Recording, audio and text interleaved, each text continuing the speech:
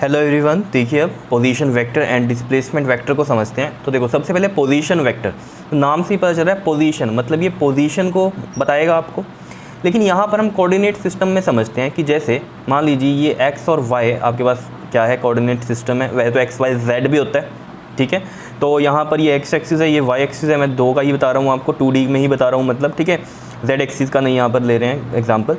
तो जैसे मान लीजिए यहाँ पर ये ऑब्जेक्ट है ए, क्या है ये ऑब्जेक्ट ए, तो इसकी position with respect to origin क्या होगी, उसको क्या बताता है हमें, पोजीशन वेक्टर बताता है, ठीक है। तो जो ये पोजीशन है विद रिस्पेक्ट टू ओरिजिन, इस तरीके से ये पता चल रही है हमें, ठीक है। तो इसे पोजीशन वेक्टर को हम लिखते कैसे हैं, आर से, आर वेक्टर।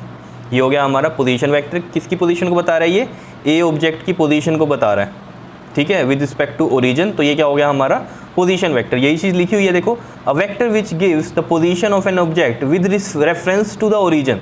क्या लिखा हुआ है, with reference to the origin of the coordinate system is called position vector. इसको ही क्या बोलते हैं हम, पोजीशन वेक्टर। तो यहाँ पर ये जो पोजीशन वेक्टर है क्या बता रहा है आपको, ए ऑब्जेक्ट की क्या बता रहा है, पोजीशन को बता रहा है विद रिस्पेक्ट टू ओरिजिन। तो ये क्या होता है हमारा पोजीशन वेक्टर। जैसे कि मैंने यहाँ पर भी लिखा हुआ है, consider the motion of an object in x y plane with origin at O. Origin ये रहा और एक्स वाई आपने क्या लिया है, प्लेन लिया है जिसमें कि ऑब्जेक्ट का मोशन हो रहा है, ठीक है।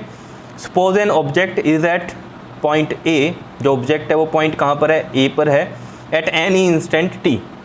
मतलब ए ऑब्जेक्ट हम यहाँ पर बोल रहे थे, इसको आप पॉइंट मान लो कि ये पॉइंट ए पर है ऑब्जेक्ट। तो इसकी पोजीशन को कौन बता रहा है हमें, पोजीशन वेक्टर बता रहा है। क्लियर है, इतनी बात बताओ, समझ में आया। अब देखो, जैसे मान लीजिए ये आर वेक्टर जो है आपके पास यहाँ पर, और ये चीज़ आपको पता होगी, ये जो ओ ए है इक्वल टू क्या हो जाएगा आपके पास, ये आर वेक्टर होगा, ठीक है ना। ये पोजीशन वेक्टर है, ठीक है, पोजीशन वेक्टर। और ये ओ ए क्या होती है, इसकी लेंथ होती है, ठीक है, ये पता है आपको, ओ ए लेंथ है और यही क्या चीज़ है, आर वेक्टर है हमारा, ठीक। अब जैसे मान लो ये आर वेक्टर जो है आपके पास इस तरीके से दे रखा है, एक्स आई कैप प्लस में y j cap and plus में z k cap. Normal example ले रहे हैं कि अगर मान लो इसमें जेड एक्सिस भी होता तो इस तरीके से होता, ठीक है। तो हमें पता है जो ये पोजीशन वेक्टर है, इसका मैग्नीट्यूड या मॉडुलस ऑफ दैट वेक्टर कैसे निकालते हैं बताओ। यूनिट वेक्टर में भी मैंने आपको समझाया था, मॉडुलस निकालना किस तरीके से निकलता है। ये आई के साथ जो वैल्यू है वो उसका स्क्वायर प्लस में जे के साथ जो वैल्यू है वाई का स्क्वायर हो गया, और के साथ जो वैल्यू है जेड का स्क्वायर, और पूरे का क्या है यहाँ पर स्क्वायर रूट है। बताओ इतनी बात समझ में आई या नहीं। तो ये जो हमने निकाला है यहाँ पर, ये क्या है, मैग्नीट्यूड ऑफ वेक्टर। क्लियर है इतनी बात, कौन सा था ये, आर वेक्टर आपका। क्लियर है इतनी बात, बताओ कोई दिक्कत है इसमें तो बताओ। अब जैसे मान लो ये हमारा 2 का था, मतलब x का और y का था, तो इस केस में हम क्या करेंगे, for particular case of x y plane, ठीक है। तो उस केस में क्या हो जाएगा, ये अंडर रूट में क्या हो जाएगा, एक्स स्क्वायर प्लस में वाई स्क्वायर आएगा। सिर्फ आर वेक्टर की जो मैग्नीट्यूड है वो क्या आएगा, एक्स स्क्वायर, दिखाई दे रहा है ये, समझ में आया, एक्स स्क्वायर प्लस में वाई स्क्वायर। जेड वाला क्यों नहीं आया, क्योंकि यहाँ जेड है ही नहीं इसमें जो हमने एग्जांपल लिया है। तो जेड यहाँ पर क्या है, 0 है, तो इसकी वजह से यहाँ हमने जेड को 0 किया, तो X square plus Y square ही रहा। क्या इतनी बात क्लियर है या नहीं है, बताओ ज़रा। बिल्कुल सिंपल, ठीक है। अब ये हमें 2 इन्फॉर्मेशन प्रोवाइड करती है ये चीज़। क्या चीज़ है वो, minimum distance of an object with respect to origin या फिर फ्रॉम ओरिजिन। तो मिनिमम डिस्टेंस जो ऑब्जेक्ट का है वो हमें बताता है कहाँ से, ओरिजिन से, ठीक है ना, minimum distance. And the direction of the object with respect to origin, और क्या बताता है हमें, डायरेक्शन भी बताता है ऑब्जेक्ट की विद रिस्पेक्ट टू ओरिजिन। अब आप कहोगे डायरेक्शन कहाँ से पता चल रहा है इसमें, देखो जैसे मैं यहाँ पर एग्जांपल दूँ, जैसे ये x है ये y है, ठीक है, ये पॉइंट a पर है ऑब्जेक्ट, तो ये हो गया हमारा एक पोजीशन वेक्टर, ठीक है, यहाँ पर। और अब ये मान लो a ऑब्जेक्ट यहाँ b पॉइंट तक मूव कर गया, मान लो यहाँ पर, ठीक है ना, a पॉइंट से ऑब्जेक्ट जो है हमारा कहाँ पर मूव कर गया, b पर मूव कर गया। देखो इसमें कंफ्यूज ना होना, ए ऑब्जेक्ट बोल रहा हूँ मैं, ठीक है, एक तरह का हमारा पॉइंट है जिस पर हम कह रहे हैं कि ऑब्जेक्ट ए पर है। क्लियर, अब वो उसने अपनी पोजीशन चेंज करी है, कहाँ पर चला गया वो, बी पे। तो मतलब डायरेक्शन हमें पता चल गया है कि क्या है, इस तरफ है डायरेक्शन। समझ रहे हो इतनी बात। तो अब पोजीशन ये बन गई इसकी। क्लियर है बात इतनी या नहीं है, बताओ समझ में आ रहा है कैसे हमें डायरेक्शन पता चल रही है। अब ए पे था ना ऑब्जेक्ट, फिर बी पे चला गया तो इधर जा रहा है। मान लो ये इधर से इधर आता, यहाँ आ जाता, ये बी पॉइंट होता हमारा, तो हमें पता चल जाता क्या है, इधर है डायरेक्शन। समझ पा रहे हो बात को, ठीक है। तो ये था हमारे पास पोजीशन वेक्टर, बिल्कुल सिंपल सा है। जैसे कि हमने यूनिट वेक्टर में भी एक वेक्टर लिया था ये, ठीक है ना, इस तरीके से हमने एग्जांपल लिया था और वहाँ पर हमने सोल्व करके दिखाया था, ठीक है ना, जब हमने मैग्नीट्यूड निकाला था। तो वो चीज़ आपको समझनी है कि x यहाँ पर क्या रिप्रेजेंट करता है, ये कि x का क्या यहाँ पर पोजीशन है, मतलब ये x से इधर गया, इतना x पे था, और इधर से ये y का, तो हमें पता चल गई ना ये पोजीशन, समझ रहे हो। इस तरीके से अगर z होता, z ऐसे होता, ठीक है, z पे भी कोई होता तो वो फिर वो ये चीज़ जो है कहाँ पर आती, थोड़ी सी हमारे पास बिल्कुल 3D उसमें आती, समझ रहे हो। ये तो एक प्लेन में बन रही है ना, अगर z का भी होता तो फिर क्या होता, 3D में आती। जो हमारे पास ये वाला भी बनता वो 3D में किस तरीके से बनता, इस तरीके से बन जाता कहीं पर। समझ पा रहे हो बात को या नहीं। तो यहाँ पर ये जो आई कैप, जे कैप, के कैप, ये हमें पता है, आई एक्स के लॉन्ग होता है, जे वाई के लॉन्ग, और के किसके लॉन्ग होता है, जेड एक्सिस के लॉन्ग होता है, ठीक है। तो यहाँ पर एक्स वाई जेड क्या रिप्रेजेंट कर रहे हैं, यहाँ पर ये एक्स की क्या वैल्यू, वाई की और जेड की क्या वैल्यू है। क्या इतनी बात क्लियर है या नहीं है, बताओ, समझ में आई है बात, बिल्कुल ओके, ठीक है। तो उसके बाद हम बात करते हैं डिस्प्लेसमेंट वेक्टर की, ये भी इंपॉर्टेंट है। देखो डिस्प्लेसमेंट वेक्टर क्या है, एक तरह से कि जो पोजीशन चेंज हो रही है, मतलब कितनी डिस्प्लेसमेंट हो रही है, वो क्या है, हमारा डिस्प्लेसमेंट वेक्टर है, ठीक है। The vector which tells how much and in which direction an object has change its position. जैसे कि मैंने यहाँ पर आपको बताया था, डायरेक्शन के लिए बताया था ना, तो वही चीज़ है यहाँ पर भी कि जो डायरेक्शन बता दे और कितना चेंज हो रहा है पोजीशन में, ठीक है, किसी इंटरवल ऑफ टाइम के बाद, तो उसे क्या बोलते हैं हम, डिस्प्लेसमेंट वेक्टर। जैसे यहाँ से आप एग्जांपल समझो, जैसे ये ए पर है ऑब्जेक्ट, ए पॉइंट पर ऑब्जेक्ट है, ठीक है, तो ये एक पोजीशन हो गई, एक पोजीशन वेक्टर ये हो गया, इसको मैं R1 से डिनोट कर देता हूँ, ठीक है। अब कुछ टाइम बाद क्या हुआ, ये ऑब्जेक्ट पॉइंट बी पर आ गया, समझ रहे हो, पॉइंट बी पर आ गया, मान लो ये इस तरीके से, ठीक है, ये हमारा दूसरा पोजीशन वेक्टर हो गया, क्योंकि पोजीशन वेक्टर क्या बताता है, पोजीशन बताता है। तो ये बी वाली पोजीशन बता रहा है ये R2, और ए वाली पोजीशन कौन बता रहा है, R1 बता रहा है। अब जो डिस्प्लेसमेंट है वो कितनी हुई है, देखो ए से लेके बी तक की हुई है डिस्प्लेसमेंट, ये डिस्प्लेसमेंट हुई है या नहीं।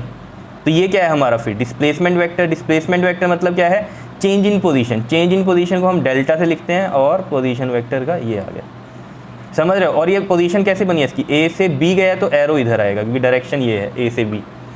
अगर बी इधर होता तो फिर डायरेक्शन हम इधर बनाते, लेकिन अभी हमने क्या एग्जांपल लिया कि ए से बी इस साइड गया तो ये वेक्टर इस साइड की डायरेक्शन बताएगा।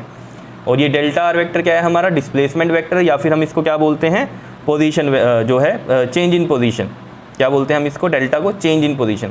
और ये हमारा कौन सा वेक्टर है, डिस्प्लेसमेंट वेक्टर। और ये सिंपल वाले जो हैं ये कौन से हैं, पोजीशन वेक्टर्स हैं, R1 और R2। और डेल्टा आर क्या है हमारे पास वेक्टर जो आया है, क्या है, ये डिस्प्लेसमेंट वेक्टर है, ठीक है। तो मैं यहाँ लिख भी देता हूँ, क्या है ये, डिस्प्लेसमेंट वेक्टर। बताओ जी समझ में आ रही है बात या नहीं। बिल्कुल सिंपल सी कहानी है, ठीक है। तो हमने ये चीज़ बता दी, यही चीज़ मैंने यहाँ लिख रखी है, consider an object moving in the x y plane, ये मैंने बता दिया आपको डेफिनेशन, ठीक है। उसके बाद क्या कहता है, consider an object moving in the x y plane, x y plane में है और एक ऑब्जेक्ट को हमने कंसीडर कर लिया कि मूव कर रहा है। Suppose it is at point A at any instant t, किसी टाइम पर ए पॉइंट पर है ऑब्जेक्ट, और क्या कह रहा है, and at point B at any later instant t, और थोड़ी देर बाद किसी टी टाइम पर बी पर है ऑब्जेक्ट। क्लियर है इतनी बात। Then the vector A B is the displacement vector. तो ये जो ए बी है ये क्या है हमारा डिस्प्लेसमेंट वेक्टर है, जिसको हमने किससे लिखा है, डेल्टा आर वेक्टर। क्या इतनी बात क्लियर है या नहीं है, बताओ।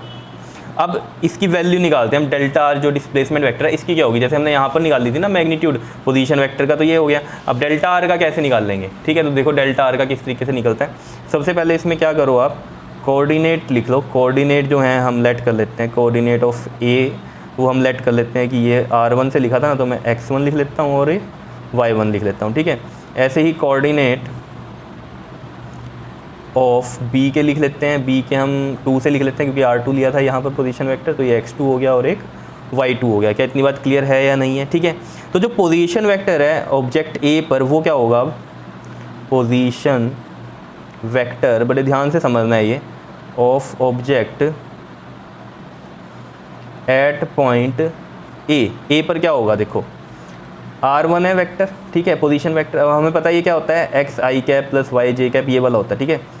मैंने आपको बताया था ना, आर वेक्टर क्या होता है, x i cap plus Y j cap plus में जेड के कैप, ये होता है। अब यहाँ पर एक्स क्या है हमारा, कोऑर्डिनेट सिस्टम में देख लो ए का एक्स क्या है, x1, तो x1 आई कैप आ गया, प्लस में y क्या है हमारा यहाँ पर, y1 है, तो y1 जे कैप आ गया, और z तो है ही कुछ नहीं क्योंकि 2D में लिया है, तो ये हम z वाला तो लेंगे नहीं, ठीक है। सिमिलरली जो पोजीशन वेक्टर होगा of object at point B, वो क्या हो जाएगा, R2 वेक्टर की वैल्यू क्या आ जाएगी यहाँ पर, x1 की जगह क्या आ जाएगा, x2 आई कैप, और y1 की जगह क्या आ जाएगा, y2 जे कैप, बिकॉज इनके कोऑर्डिनेट्स क्या हैं, x2 एंड y2। यही तो मैंने आपको बताया था यहाँ जब पोजीशन वेक्टर में मैंने आपको बताया था तो यही तो चीज़ बताई थी, यहाँ पर x की वैल्यू होगी, जैसे हमने a पॉइंट पर ऑब्जेक्ट को रखा और इसका हमने पोजीशन वेक्टर देखा तो मैंने क्या लिखा था एक्स आई कैप, और यहाँ पर अगर मैं इसके अकॉर्डिंग बनाऊँ तो जो r वेक्टर बनता आपका एक्स आई कैप प्लस में y जे कैप बनता, अगर यहाँ पर ये x वैल्यू है और यहाँ पर ये y वैल्यू है। क्लियर है बात? उसी के लिए x square plus Y square, अगर 3D में होता तो z भी आ जाता। तो मतलब कहते हैं पोजीशन वेक्टर रिप्रेजेंट इस तरीके से होते हैं ना, x और y क्या बता रहा है हमें, यहाँ पर इसकी वैल्यूज़ बताता है।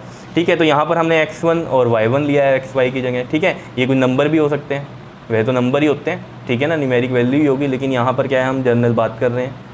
क्लियर हो रही है बात? तो r2 की ये वैल्यू होगी, r1 की ये होगी। अब मेन कहानी क्या है, जो डिस्प्लेसमेंट वेक्टर होता है वो क्या होता है, देखो जो डिस्प्लेसमेंट वेक्टर है इसकी वैल्यू कैसे निकलेगी। तो जो डिस्प्लेसमेंट वेक्टर होता है इसकी वैल्यू निकलती है, जैसे A से B पे जा रहा है ना, तो B वाला जहाँ गए हैं वो वाला पोजीशन वेक्टर क्या है, R2 है, R2 माइनस में R1 वेक्टर। समझ रहे हो, R1 माइनस R2 नहीं करेंगे, अगर A से B जा रहा है मतलब ऐसे समझो R1 R2 से जा रहा है तो R2 माइनस R1 होगा। अगर ये उल्टा आ रहा होता, B से A आ रहा होता, फिर हम क्या करते R1 माइनस R2। तो मतलब जिसके पास जा रहा होता है पहले उसका पोजीशन वेक्टर लेंगे और जहाँ से आ रहा होता है फिर उसका लेंगे। उल्टा केस अगर करें हम कि ये B से A इधर होती डायरेक्शन, फिर क्या होती, तो पोजीशन वेक्टर हमारे पास ये R1 है ये R2 है, लेकिन हमारा जो डिस्प्लेसमेंट वेक्टर की डायरेक्शन अगर ये होती तो हम क्या बोलते हैं कि B से A पॉइंट पे जा रहा है। तो अगर B से A पॉइंट पे जा रहा है तो पहले जाने वाला यानी कि R1 माइनस में R2 आता, लेकिन इस केस में A से B जा रहा है तो यहाँ वाला लेंगे पहले जाने वाला R2 और फिर जहाँ से आ रहा है R1। क्या बात समझ में आई? बस ये मेन जो बात थी इसके अंदर, मेन जो ध्यान देने वाली कहानी थी वो ये थी। ठीक है, अब देखो इसको हम कैसे करेंगे, माइनस कैसे करेंगे। देखो मैं यहाँ पर करके दिखाता हूँ डायरेक्ट, फिर आपको यहाँ पर लिख दूँगा। देखो R2 की वैल्यू देखो क्या है, x2 आई कैप प्लस में y2 जे कैप, और माइनस करेंगे R1 x1 I cap plus में y1 जे कैप। अब देखो ज़रा, जब हम माइनस करते हैं तो साइन चेंज होते हैं, ये साइन क्या हो गए, चेंज हो गए। ऐसे ही करते थे हम क्लास 10th में एलिमिनेशन मेथड में, जब हम पढ़ते थे ना सब्ट्रैक्ट करना है, तो जब सब्ट्रैक्ट करते थे तो साइन चेंज हो जाते थे। तो देखो यहाँ पर क्या बन गया, x2 I cap minus x1 I cap, फिर क्या है देखो प्लस इधर वाला y2 जे कैप माइनस में क्या है y1 जे कैप, ये आ रहा है, यही होगा।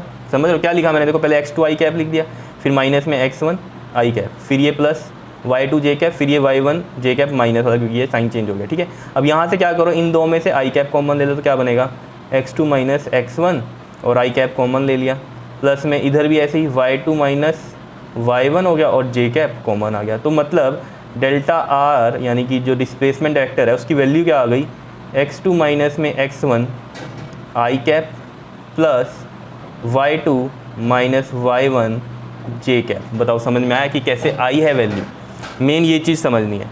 अब तो कुछ भी नहीं रहा, सिंपल हो गया। अब तो आपको वैल्यू पता चली गई, क्योंकि आई कैप के साथ जो नंबर होता है और जे कैप के साथ नंबर होता है ये हमें चाहिए होते हैं मेन। तो मैग्नीट्यूड आप निकाल ही सकते हो।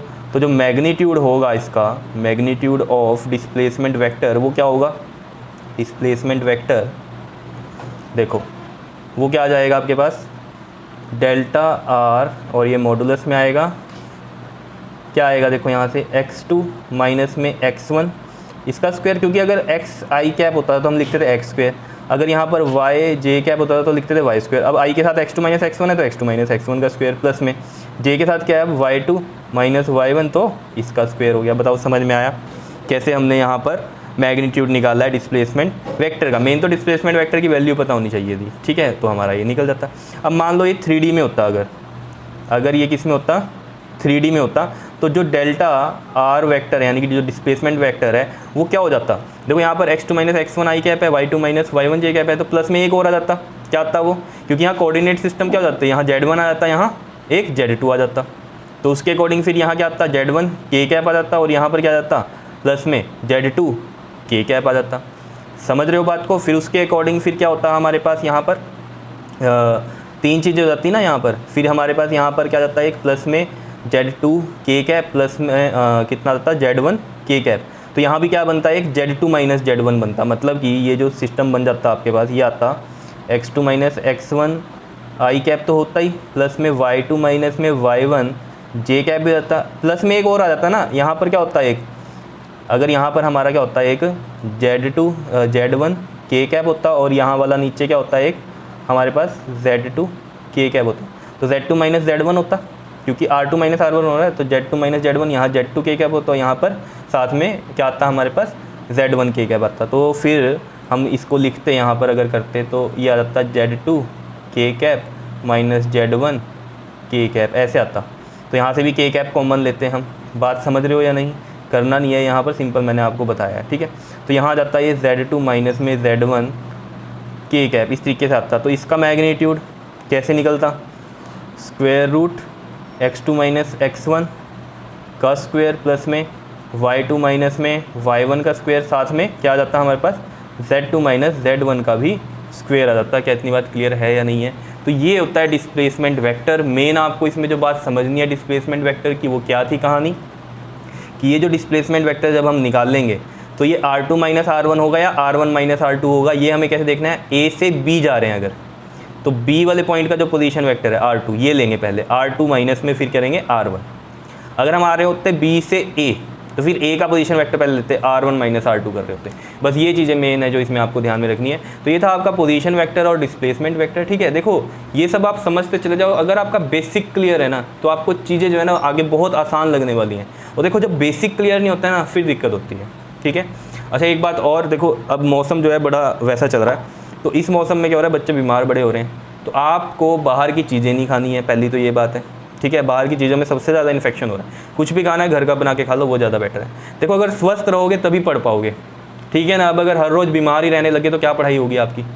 तो ये जो मौसम है बड़ा ख़राब है इस टाइम वाला, ठीक है। तो इसमें क्या करो आप लोग, घर पे ही खा लो जो खाना है, बाहर की चीज़ें अवॉइड करो बिल्कुल ही, ठीक है। जैसे बच्चे मैंने देखा है, चाउमीन हो गई, बाहर के समोसे हो गए, ये सब चीज़ें मत खाओ यार, ठीक है ना। थोड़े दिन रुक जाओ, थोड़ा मौसम जो है ये बारिशों वाला थोड़ा सा चला जाए, उसके बाद खा लेना है। कुछ भी खाना है घर पे बना के खा लो, वो दिक्कत नहीं है। बाहर तो थोड़ा सा अनहाइजेनिक हो जाता है, तो वो आपका फिर पेट ख़राब करता है और तबीयत ख़राब होती है फिर आपकी। तो बेटर है कि आप क्या करो, घर पे ही खा लो जो खाना है, बाहर का मत खाओ, ठीक है। ये भी मैं क्यों कह रहा हूँ, स्वस्थ रहोगे तभी पढ़ाई होगी, तो स्वस्थ ही नहीं हो तो कहाँ से पढ़ाई होगी। समझ रहे हो बात को? क्लियर? ओके जी, थैंक यू।